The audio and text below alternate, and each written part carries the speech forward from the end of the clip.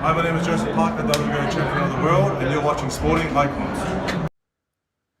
Okay, so at least the undercard for Tyson Fury versus Francis Ngannou is actually going to be proper boxing fights. It's not going to be like the main event of an absolute farce of a money grab.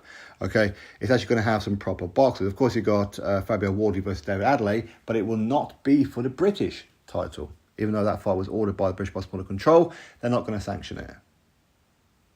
I can only presume because it's in Saudi Arabia.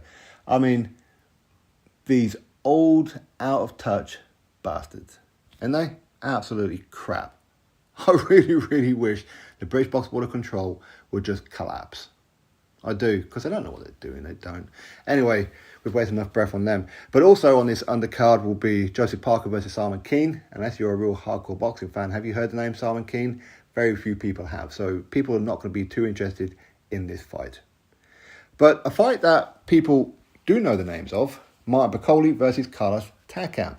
Now, in the recent rankings video, I told you all, this is the fight that's going to happen.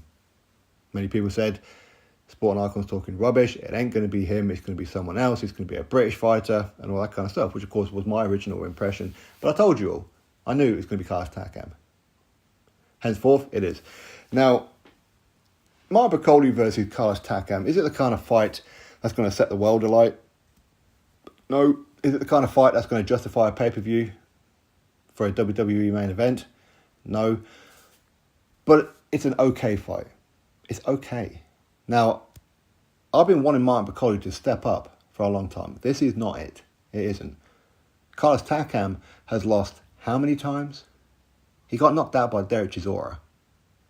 He lost to Alexander Povetkin, lost to Joseph Parker, lost to Anthony Joshua, lost to Joe Joyce, lost to Arslanbek Makhmudov. You see, but Martin Bakole, you've got his trainer, the king of the nose hairs, Billy Nelson. Martin will beat him. Martin will do this. Martin will do that. Will he? Because he ain't fucking proving it. He ain't. And the fact that they're going to put this fight on the undercard in Saudi Arabia must mean that there's a little bit more budget than what Sky Sports were originally offering, right? So they can get a better opponent.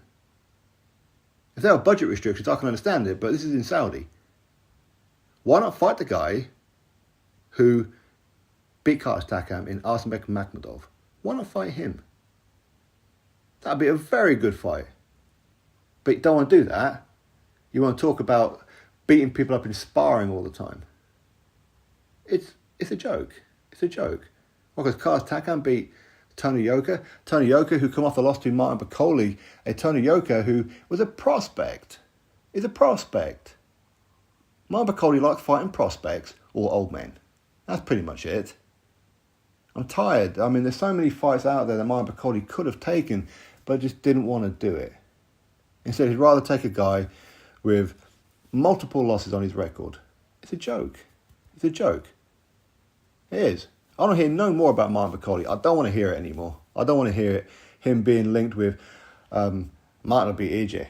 Martin will beat Joyce. Martin will beat Dubois, or Dubois, as Billy Nelson calls him. I don't want to hear it no more. Shut your face, Billy. Just shut your face. All right? Don't want to hear it no more. If this is on a Sky Sports mid-card, I can kind of understand it due to the budget restraints. But this is in Saudi. You're on the Saudi budget, and this is who you choose. Get out of here. Drop your thoughts below, click thumbs up, subscribe. Catch you next video.